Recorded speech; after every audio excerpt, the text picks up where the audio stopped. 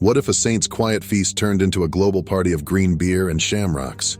St. Patrick's Day wasn't always parades and pints. It's got a stranger past than you'd guess. Welcome to Micro-Mysteries Unearthed. Today we unravel how a holy day morphed into the wild bash we know now. It starts with a man, Patrick, born around 385 AD in Roman Britain, kidnapped at 16 by Irish raiders, enslaved as a shepherd.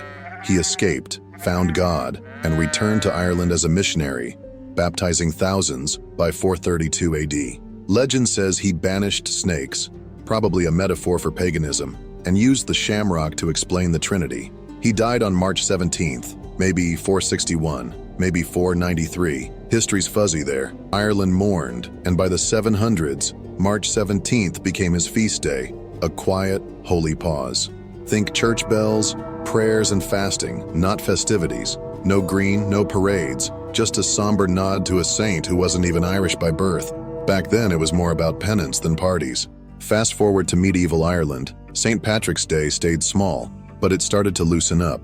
By the 1600s, it was an official holy day in the Catholic Church.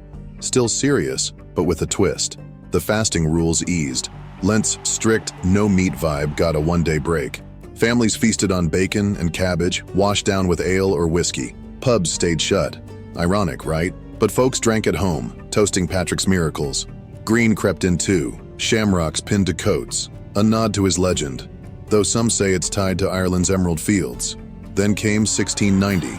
Protestant King William of Orange crushed Catholic hopes at the Battle of the Boyne. Irish rebels wore green in defiance, and St. Patrick's Day got a rebellious edge.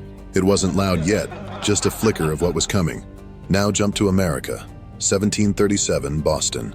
Irish immigrants threw the first St. Patrick's Day parade. Not in Ireland, but here. They were homesick, mostly Protestant laborers, celebrating their roots with a march. New York followed in 1762. Bigger, louder, with bagpipes and drums. By the 1800s, the Great Famine hit. Over 1 million Irish flooded the U.S., Catholic and desperate. St. Patrick's Day became their rally cry, a shield against no Irish need apply signs. Parades grew wild, green banners, shamrocks everywhere. Then, the booze kicked in, pubs embraced it, and by the 1900s, beer turned green, thanks to a brewer's die trick in the 50s. Ireland didn't party like this there, it stayed church-focused till the 20th century. America flipped it into a full-on bash.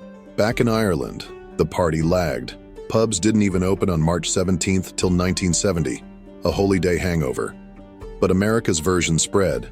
Dublin's first big parade hit in 1995. Chicago dyed its river green since '62. A stunt by plumbers that stuck. Today it's global. Tokyo, Sydney, even Buenos Aires turned green. Over 30 million Americans claim Irish roots, 3 times Ireland's population. So the US owns the vibe.